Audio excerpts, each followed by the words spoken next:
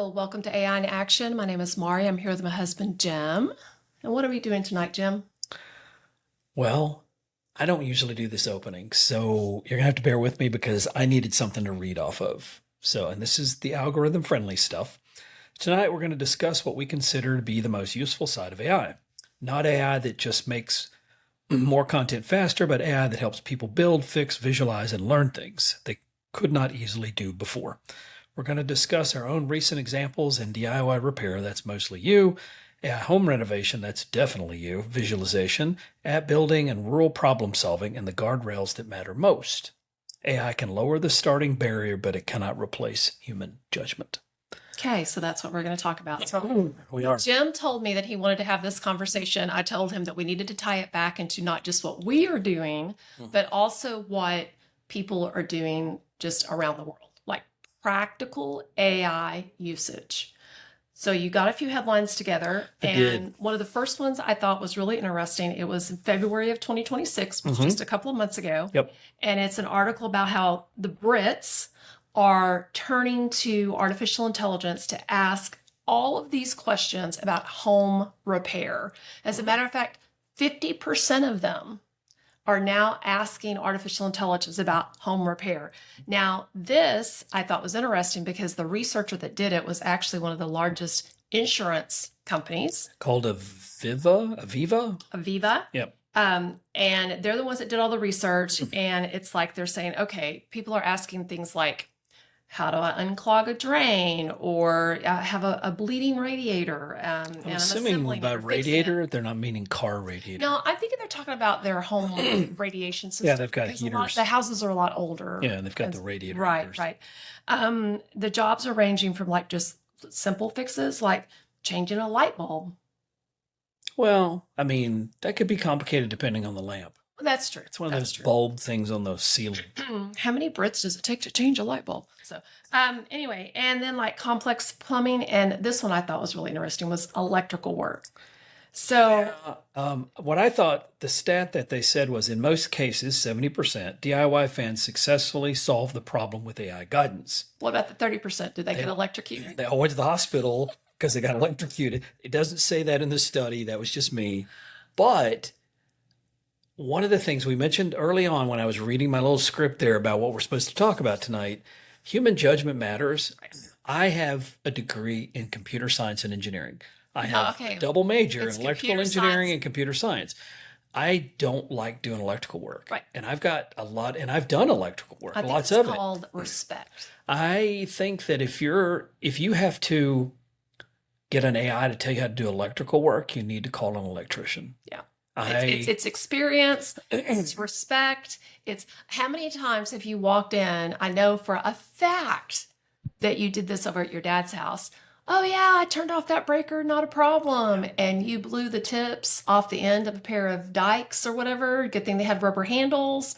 Yeah. So, well, and I've done a lot of electrical work over Yes. the years, and I still don't like doing it. The same thing applies to plumbing. I can do plumbing. You and I both have done plumbing. You and I both done electrical. But a lot of times we call a plumber right. because the mistakes can have water spewing everywhere.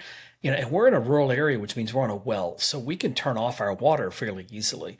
That may not be the case if you live in the city. So, common sense, use it. So, last- what's the other one? Fix it. iFixit launched in late 2025, and what it sounded like, because I think they've been around a long time, it sounds like they have a vetted data store of repair knowledge that they've had for a long time. So they used it as And they're source using the material. AI. Yeah, they train the AI with that as their source material. So it has references, is my assumption. I haven't used it. There's also one called Home GPT that I think launched this year, and it's more up your alley. It seemed like more of a visualization thing. Okay. So I think you Right. would like that. Well, I'm glad you brought this up. I'm going to have to definitely check those out. So you and I tend to define two different types of artificial intelligence, and Or believe it uses. or not, our listeners, we were actually arguing about this a little earlier today. I know, I was right and you were wrong. Yes, we no. You agreed for a second. No. You agreed for a second. What we define is how people use it. There's efficiency versus opportunity. We've been talking about it for a long time. And we kind of narrow the focus of the word opportunity as well. Efficiency is obvious. I can write an email, I can write a letter, there's a whole bunch of things, but that's what most people focus on is the efficiency side. But you could argue that if I'm a company and I make my employees are more efficient because they're using this tool to help them, well, now they have the opportunity to go out and make more sales. I don't define that as opportunity. Not in my case. Mm-hmm. I define that as just a result of the efficiency increase. Excuse my coughing, by the way. We have so much rain, so much mold. Your allergies. My allergies are killing me. So I'm going to cough this entire time, and I'm trying not to. So our narrow definition of is that the ability for something you could do that you could not, or which does not include generating internet slop or hiring people because you want to make your existing more efficient. What we're saying is that it expands your ability to create something by giving you new ideas or skills. Okay. And one of the reasons that we narrow that is because we are in education. Mm-hmm. And you always said that we're creating the future, right? Yes. That's what we do. So we look at more as it's one of those things where you know it when you see it kind of thing. Mm-hmm. You know what I mean when I'm talking about creating new opportunities that are positive. Mm-hmm. And I consider laying people off or hiring less people to be as negative as positive. Right. I know from a company's perspective, if you're somebody who's an executive or you're a stockholder, you don't. Let's think about this for a second. Let's think about this for a second. We owned a small business, and we've owned several small businesses in our lifetime. And quite often it was like, okay, to afford to pay the salary of this person, I am going to have to eat beans and rice personally for the next 4 weeks. I mean, it got to that point to where we were having to make those decisions as to paying ourselves enough to, pay our house and or paying our employees. So you want to get more for the same amount out of your employees. To me, that's still a benefit of the efficiency increase. Right. But as a company, if I am using artificial intelligence so that I don't have to hire that seventh person so that I can still survive with my company and therefore not have to shut the whole thing down and still or give all employ the 6 executives, people. give the CEO a bonus. That's the whole thing. It's the companies that are using AI to cut employees, not for the benefit of the company, but for the benefit of themselves. Yeah. That's when I kind of like, is this really, something that's great about artificial intelligence? So now, the difference in that versus the opportunity one that I was talking to you about is I think there's 2 types of opportunity AI. There's the opportunity AI to where I can do something I normally would not have done, and I can do it better. I can do it faster. I can do things I have not ever thought about doing before, but I'm not doing it for monetary gain. I'm not creating a whole new product. I'm not creating a whole new company. I'm not creating a whole new piece of software. that's personal opportunity. It's a personal opportunity versus a business opportunity or a new product opportunity or a new endeavor opportunity. Anyway, we could take this definition and it doesn't hold up to a strong argument. Our definitions are our definitions. We're in education. We believe that positive creation is creating new skills. It's creating new opportunities based on those skills, things like that. That's what we've talked about. When we talk to the people at A&M, we talk to people at UT, we talk to all the different universities, we focused on that positive side of it. Yes. Because I really don't like focusing on the efficiency stuff. Okay. Because all that really tells me is that we spend too much time already on emails that we shouldn't have to spend. Or we spend too much time. If I can take an AI and write a letter to someone without any personal touch, we used to call those form letters. And nobody read them. They just threw them in the trash. We used to remember bulk mail? We used to get bulk mail. You still get it, but remember you actually were processing thousands and thousands of bulk mail things for a company we worked for. And it was just a form letter.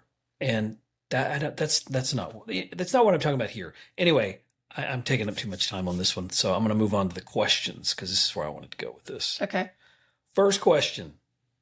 You have recently... This is not AI generated. This is Jim generated. Uh-oh. You have recently taken over my role as the AI obsessed member of the family.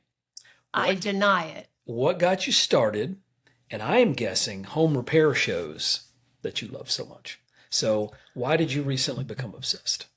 So I recently became obsessed for two reasons. There was a podcast that you showed me that had to do with 3D printing, and you got a 3D printer for Christmas. Hands on Kate. And hands on Katie. And I watched that a few times, and I thought, this is really cool. They're really creative. I wish I was as creative as they were. And had her energy. And I had her energy level. But then, I watch home and garden television some. Our Discovery Channel. What do you do every day at lunch? Every day at lunch, I watch one show. And Which show? But I don't watch the same. I watch the same show. I don't like jump around all the time. Right now, I'm watching Property Brothers Forever Home. And it's an older one that they did that I really appreciate it because they have taken a home that people are in, that they're not trying to sell it or anything like that. They're just trying to make it into something that they love, that they're planning on staying in. And you and I are in this 1903 home, and it's in the middle of a golf course. It's got an acre and a half of land. It's a beautiful piece of property, but it's a 1903 home. And there's a lot of things in this home that are just, it's over our head. And so it's stuff we can't do. And about a year and a half ago, you popped off at me and said, well, we should just ask an AI. Don't blame this on me. Yeah, well, you were obsessed. And I was like, I wonder if an AI could help with this. And so we literally filmed, videoed with our phone, a window that we had ripped out of our 1903 home. And it was like, how are we going to rebuild this window? Hold on. Let's back up a minute. We ripped it out of You helped. I handed you tools, maybe. You were standing there. I did not. That was not my idea. You helped me do it. You helped me do it. I did not help you tear that out of that wall. Yes. And so we used AI. It was in our bedroom. We had a piece of plywood over our bedroom window for a year. We used AI, and we got all these suggestions. We did. It actually helped me. One of the things that helped me with that surprised me was we had those original pulleys that we pulled out for the window weights. I had no idea how to clean those up and restore them. No idea. And I could have watched YouTube videos and spent an hour trying to figure it out. I literally just took a picture of it, put it into AI. This was 6 months ago, and said, how do I clean this up? It gave me a suggestion. And it worked. It was like vinegar, I think. It was easy. And it worked. Anyway, so you got obsessed, as I said, because you watch home repair shows. Yes. So check home repair shows. Second question. What is the thing you tend to use it for the most? Give the listeners a couple of recent examples. Since you say micro zones a lot, since I introduced you to Hands on Kate, tell us about them as well. Okay. So number one example I can give you is if you are watching us on YouTube, we are sitting in front of what I call microzone number one. Microzone number one is a section of my office in our upstairs office area at our home. That is just this small section. And if you're watching, you can see that I'm pointing to there are 3 walls around us. And I took a picture of this with an AI of what it was. And I said, okay, I need a creative space. I have this color of paint that I really like, that I happen to have an extra gallon of it. It's like, I've already got a gallon of paint. I'd like to use that color. Give me some examples. Give me some, literally, I would say, give me an inspiration photo of what you think a podcast zone could look like. So your number one use, to answer my question, visualization. Is visualization. Yes. I can walk in and I am fairly good at like sketching it out, thinking about it. You're really good at sketching. But I really like to see what the color palette's going to be. And if you add this, if you take away that, or should it be a round table, or should it be a square table, or, just all of these different questions. And yes, I iterated back and forth and generated probably 10 or 15 images. In your defense on using AI for that too, when we lived in Florida, in Melbourne, you hired someone to come in and give us a landscape thing. He did a nice job. He put the plants in there. He gave us a spreadsheet with the plants. It cost us like $100. It wasn't much at all. For him to do that. We can't even get it done here. And when we've even attempted to, it's been like $1,000 for us to get it. And that guy gave us a spreadsheet. We could literally go to Home Depot and pick the plants up. So what did we do? We hired him to come do it for us. And when he was done, it looked just like the. So and then we sold the house.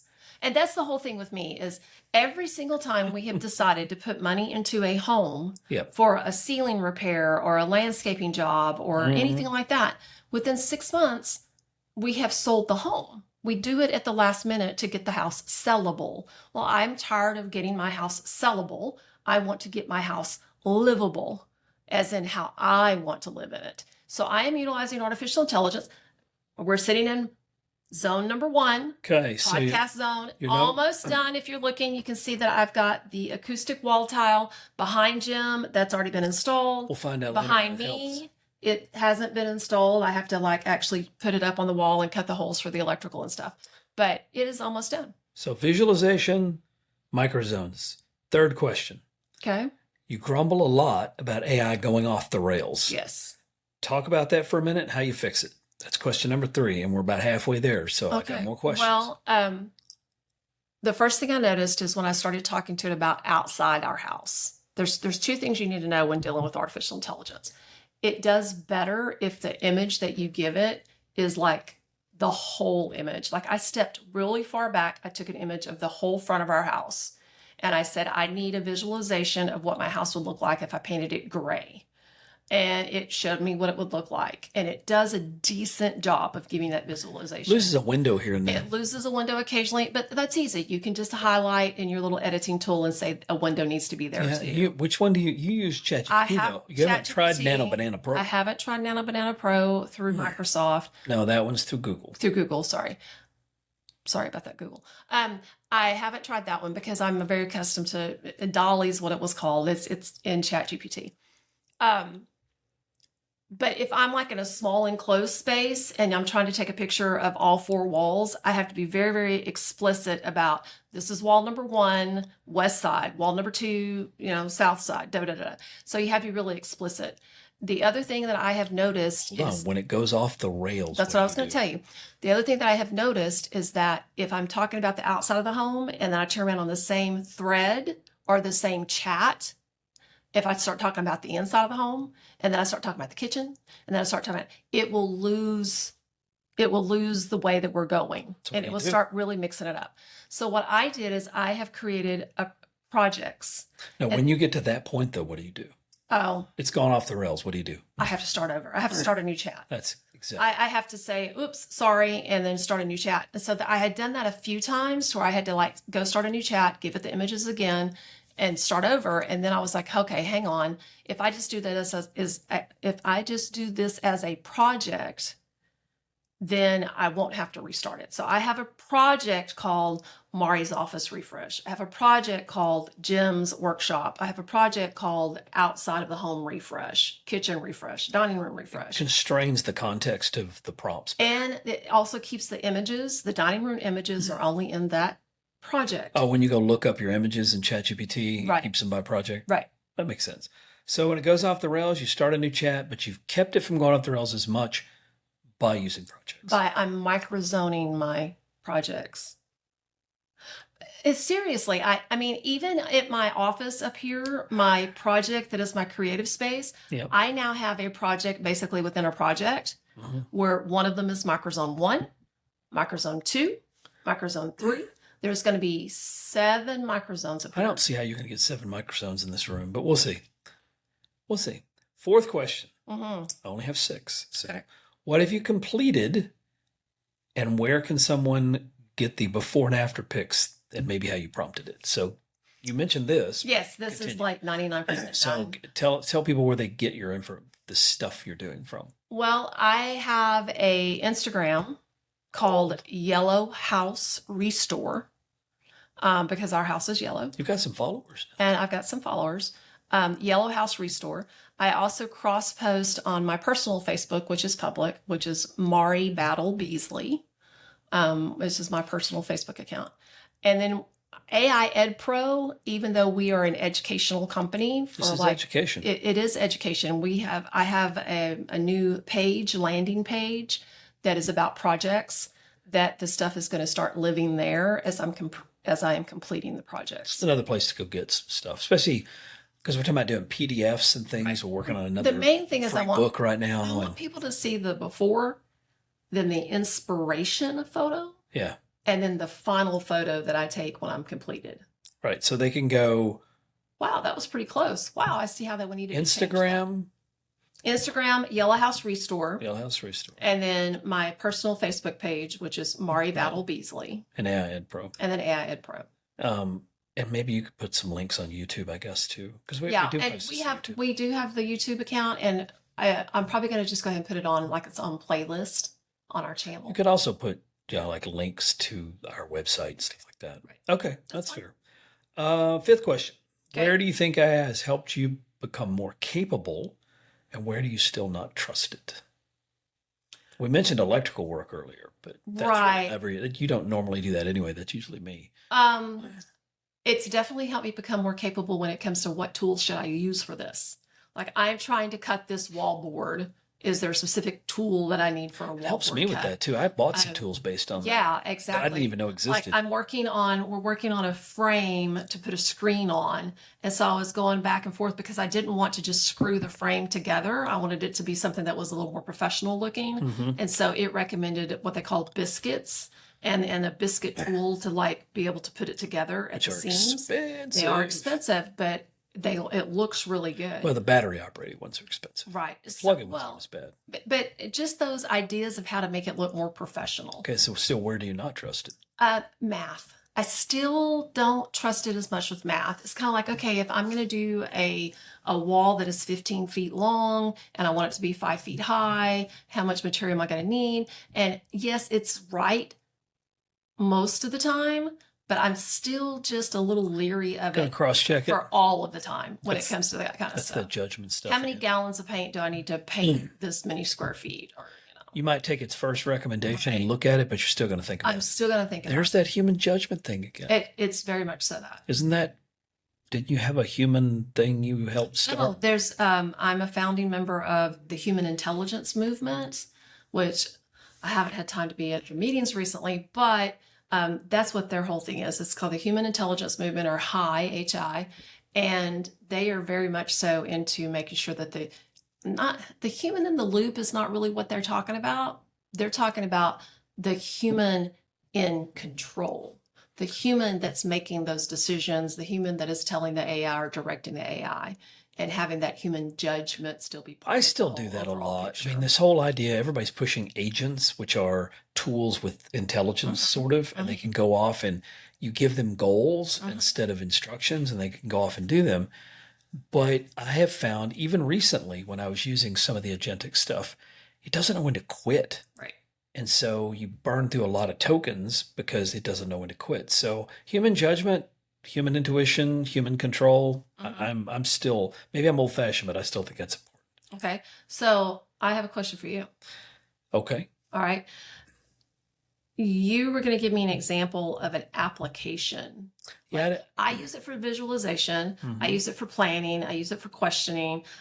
Heck, I built a huge craft table that has 4 wheels and stuff off of some old cube shelves and stuff. Yeah. And Stuff is sitting on it. I used it for that idea. Used it to, what color am I going to paint the top? So I use it for all of that. It's like a brainstorming partner here. Yeah. But you can use it for other things. Well, again, we're still talking about personal stuff. There is a huge difference between creating an app. There's a term called vibe coding. People vibe code apps. If you don't know what you're doing and you try to take that into production, you're not only going to make a mess, you're probably going to open a security hole a mile wide, get yourself in trouble. Okay. However, if you just want something personal, for example, you and we started about 6 months ago doing Tai Chi and Qigong, I think is how you say it. Yes. But Monday, Wednesdays, and Fridays. we do At 6:30 in the morning. It's 6:30 in the morning. We have YouTube videos that we can watch, but the stopping and starting, because as we're learning the steps, like there's 8 or 10 steps in it, it's really difficult to start and stop it. And so I had Claude create an app, and I did not write a single line of code. Now, I told it the specifications. I helped it, we brainstormed the format of the app based on I know how to do apps. But at the end of the day, what I created was something where I can, I have to, if there's a YouTube video that I want to use as a tutorial, I put it in what's called a JSON file, and then Claude will literally help me build out, add this new video in kind of thing. and then we can watch it, and it's broken down with timestamps. So on the right-hand side, it's got the window that's got the YouTube video. On the right-hand side, it's got the timestamps. You can just click on the Which I do the timestamps by hand. I have a file that I put them in because I found when I'm using the AI tools, they don't break it down the way I want. So I have it. It literally is a little, box, 1 minute, 4 minute, 3. So you and I could jump to the ones that we wanted to work. So I wanted to be able to load the video and then go to the timestamps if you and I were like having trouble with a particular form or something. It took me an hour, 2 hours probably, maybe to build the thing. Used HTML, all this other stuff. It's a personal app. I am never taking this production. I am never going to try to sell it. There's no point. It's a personal thing. It's personal. It made our life easier. You didn't have to stop and pause and stop and press and stop and rewind. Well, especially when we're learning. Now that you and I know how to do it, we rarely stop. But we're about to start a new series of Tai Chi, which is a more flowing technique. And so I've already got the video loaded. So you and I can do our normal 2 videos we have, and then we can start working on one at a time. So that's when I was a cheer sponsor, I wish I would have had something like that when it came time to learn the dances. It really does help when you break it. You break it down to 8 count and then 16 count. And then, and you're and I could see how that would have been very, very helpful. Well, again, it's that human in the loop thing too, because I specifically made it to where I didn't try to make it production grade. I tried to make it to where, yes, I have to, manually add something into a file.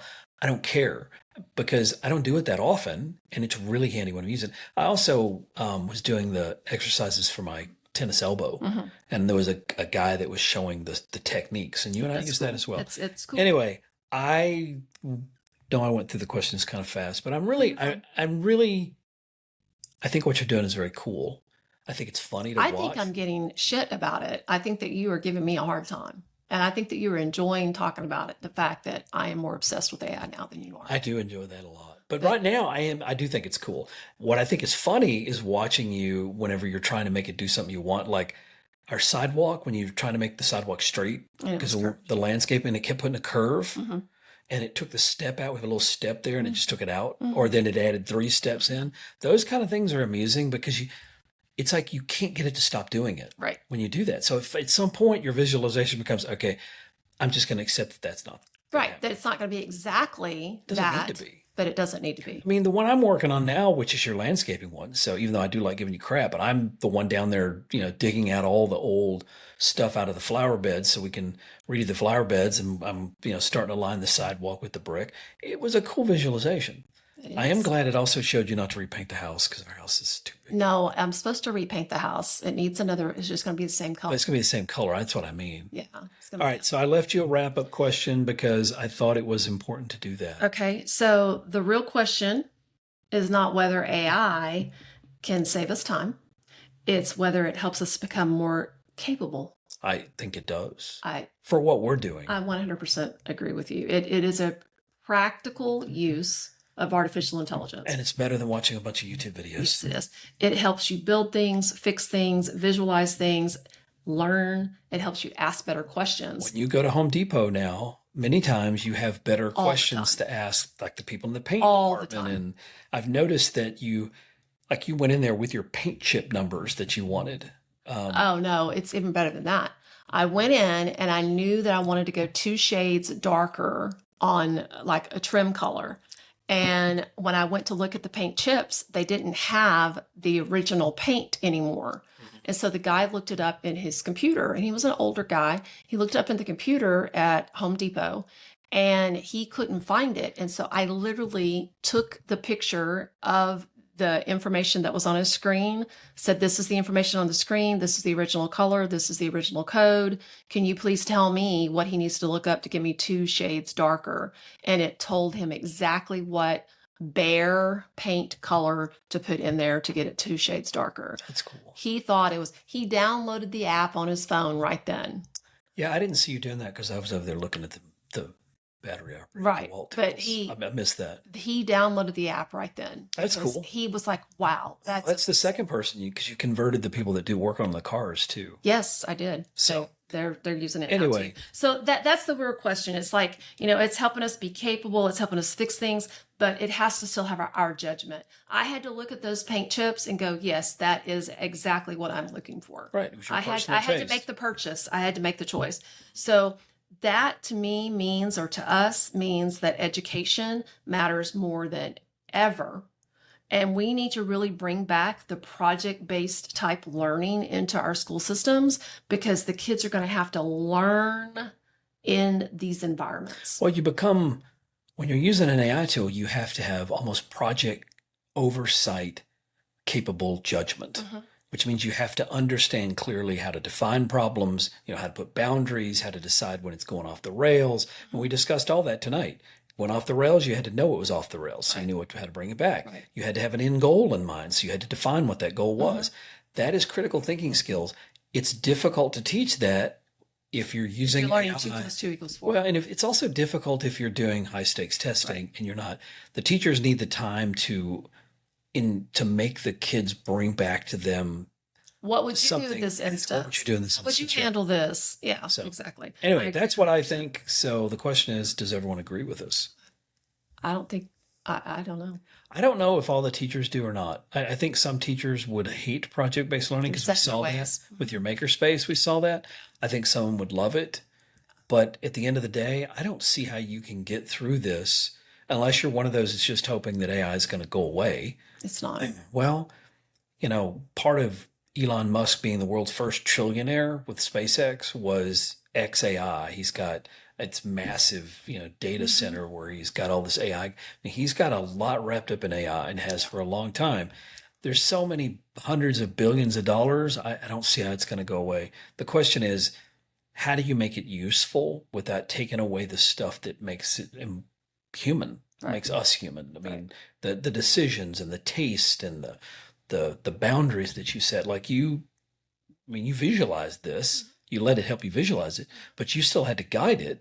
And all of that, but we had to make Aggie engineer a few adjustments. You had to make adjustments because the floating shells are going to pull out of the sheetrock. Right. So even with some anchors and stuff, I was you put a boundary, which you then painted so it looks like a defined border. Right. Those kind of decisions, AIs can't really help you do that. Well, because it doesn't have your taste. So It doesn't have feelings. This is Maurie, here with my husband, Jim. Thank you guys. How did I do? You did great. This is my first interview. Oh, you did great. Did I do well? Kudos for Jim. Thank you guys so much for listening. We hope that y'all have a marvelous rest of the week.